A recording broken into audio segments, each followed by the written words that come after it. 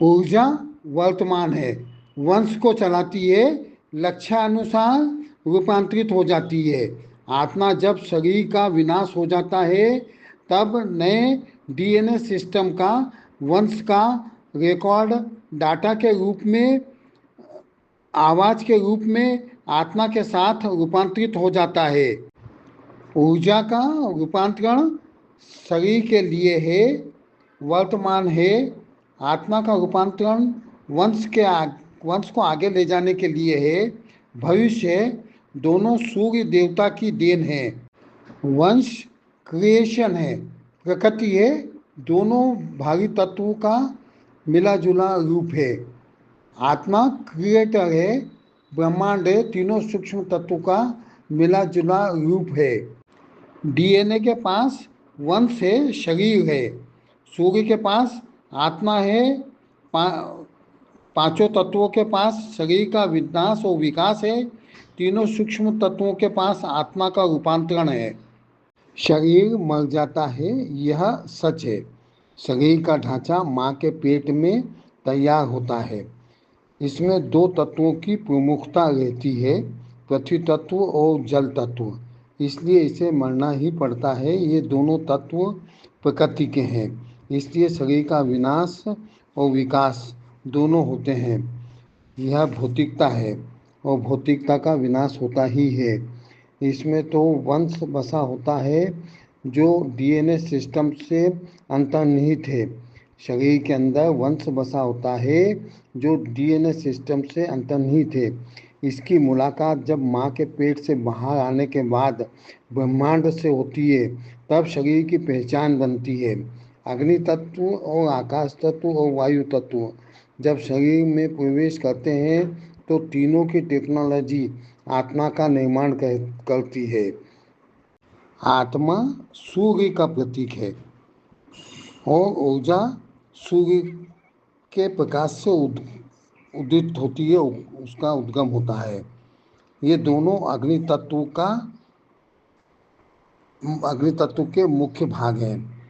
जिस प्रकार ऊर्जा का रूपांतरण होता है, उसी तरह आत्मा मरती नहीं है, पर उसका रूपांतरण होता रहता है।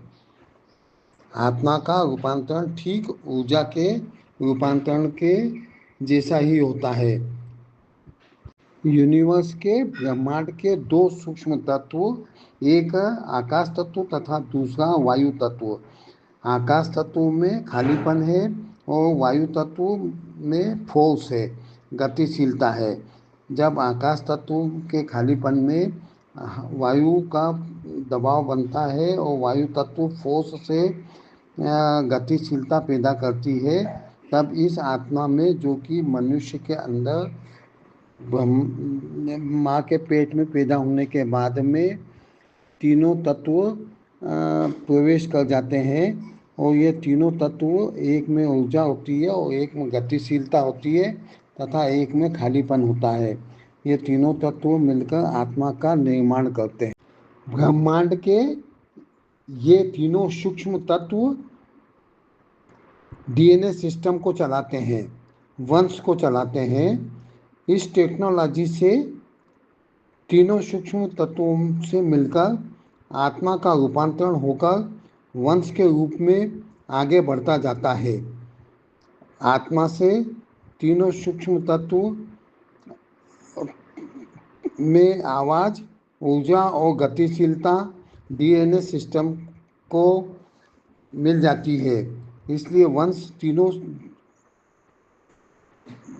दोनों मिलकर जीवन की साइकिल चलाते हैं। आत्मा और वंश दोनों मिलकर जीवन की साइकिल चलाते हैं। वंश से वंश की यात्रा चलती रहती है, पांचों तत्वों से मिलकर। इसलिए शरीर मरता है और आत्मा अमर रहती है। आत्मा का रूपांतरण होता रहता है, क्योंकि आत्मा का निर्माण सिर्फ अग्नि तत्व के द्वारा होता है, टेक्नोलॉजी के रूप में। डीएनए के पास वंश का रिकॉर्ड है, जो कि बॉडी को विकास से विनाश की ओर ले जाता है। पहले उसे विकसित करता है, फिर विनाश की ओर ले जाता है। शरीर इसीलिए मर जाता है। तीनों तत्वों की टेक्नोलॉजी के पास चेतना का रिकॉर्ड है, जो कि आत्मा को रूपांतरित करता रहता है। आत्मा का रूपांतरण उसी योनि में होता है, ना कि कोई दूसरी योनि में।